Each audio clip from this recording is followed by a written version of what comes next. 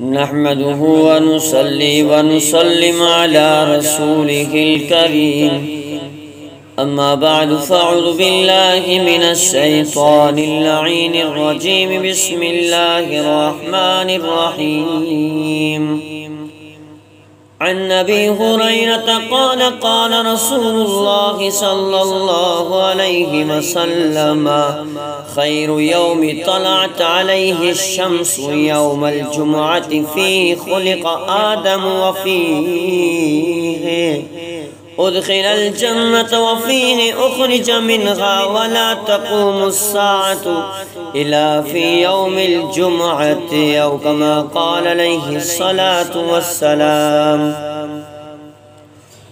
صدق الله وصدق رسوله النبي الصادق الأمين ونحن على ذلك لمن الشاهدين والشاكرين والحمد لله رب العالمين۔ عزیزان محترم، میرے عزیز مکرم دوستو بزرگو، آج جمعۃ مبارک کا بابرکت دن ہے۔ اس بابرکت دن کے حوالے سے میں آپ حضرات کے سامنے کچھ اس دن کی عظمتیں اور کچھ فضیلتیں اور کچھ مصلحتیں آپ کے سامنے بیان کروں گا۔ رب العالمین سے دعا رب العالمین عمل کرنے کی توفیق عطا فرمائے۔ جمعۃ مبارک کی بابرکت اجتماع کے حوالے سے اور اس دن کی عظمت کے حوالے سے فرماتے ہیں سیدنا ابو ہریرہ رضی اللہ عنہ سے روایت ہے، فرمایا نبی ہریرہ رضی اللہ عنہ عن ابي هريرة قال قال رسول الله صلى الله عليه وسلم خير يوم طلعت عليه الشمس يوم الجمعة فيه خلق آدم وفيه۔ حضرت ابو ہریرہ رضی اللہ عنہ سے روایت ہے کہ رسول اللہ صلی اللہ علیہ وسلم نے فرمایا، اے دنیا والو، ان سارے دنوں میں جن میں کہ آفتاب نکلتا ہے، یعنی ہفتے کے 7 دنوں میں سب سے بہتر اور برتر جمعے کا دن ہے۔ پھر فرمایا خلق آدم فیہ، جمعے کی دن آدم علیہ السلام کو اللہ تعالیٰ نے پیدا کیا۔ وفیہ ادخل الجنت، اور جمعے کی ہی دن جنت میں داخل کیا گیا۔ وفیہ اخرج منہا، اور جمعے ہی کے دن وہ جنت سے اس دنیا میں بھیجے گئے۔ پھر فرمایا ولا تقوم الساعة الا فی یوم الجمعۃ، تو دنیا والو جہاں ان سے یہ نسل پھیلی اس آدم علیہ السلام سے، حدیث کے آخر میں فرمایا دنیا والو قیامت بھی خاص جمعے ہی کے دن قائم ہوگی۔ صحیح مسلم شریف کی روایت ہے۔ میرے عزیز مکرم دوستو بزرگو، جمعے کا دن اتنا بابرکت دن ہے۔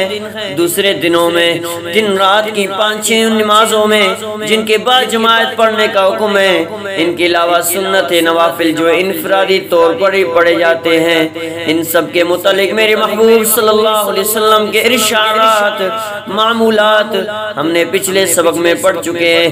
لیکن جمعہ کی نماز کے بارے میں یہ ایک قسم کی نماز ہے جو سارے ہفتے میں ایک دفعہ ادا کی جاتی ہے، اور عیدین کی نماز جو سال میں ایک دفعہ ادا کی جاتی ہیں۔ اللہ اکبر کبیرہ، ان میں بھی یہ سارے کے سارے فضیلتیں برکتیں پائی جاتی ہیں جیسے کہ اور نمازوں میں پائی جاتی ہیں۔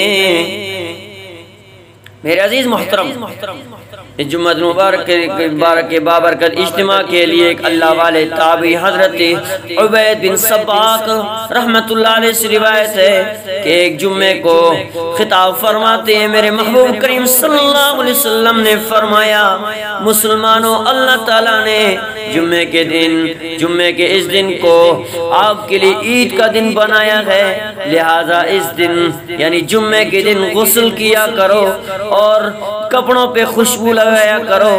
اس کے لیے کوئی حج نہیں کہ وہ خوشبو لگائے، اور مسواک اس دن ضرور کیا کرو۔ ابن ماجہ میں یہ بات موجود ہے۔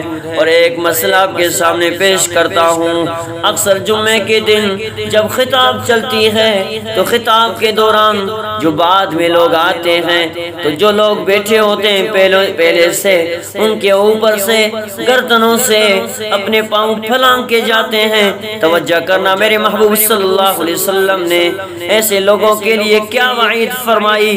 میرے محبوب نے فرمایا، حضرت عبداللہ بن بصر رضی اللہ عنہما سے روایت ہے کہ ایک شخص جمعے کے دن لوگوں کی گردنیں پھلانگتا ہوا مسجد میں آیا۔ رسول مقبول صلی اللہ علیہ وسلم خطبہ دے رہے تھے۔ آپ صلی اللہ علیہ وسلم نے فرمایا، بیٹھ جاؤ، تم نے دیر بھی کی اور نمازیوں کو بھی ستایا ہے۔ وہ بھئی ایک اور مسئلہ، دوران خطبہ جب خطبہ چل رہا ہو، اس دوران میرے محبوب نے کیا ترغیب دی۔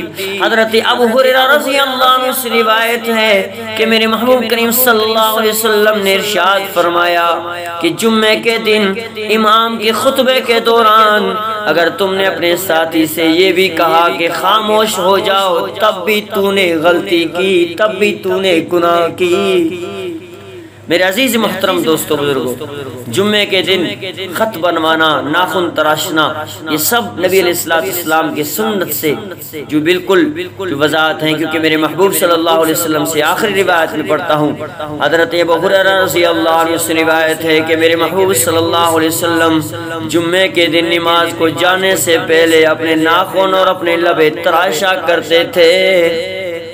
میرے عزیز محترم، اللہ کریم سے دعائے رب العالمین ہمیں عمل کرنے کی توفیق عطا فرمائے، جمعے کی بابرکت اجتماع میں داخل ہونے اور تمام جو ہے ان امور کو عمل کرنے کی توفیق عطا فرمائے۔ وآخر دعوانا الحمدللہ رب العالمین۔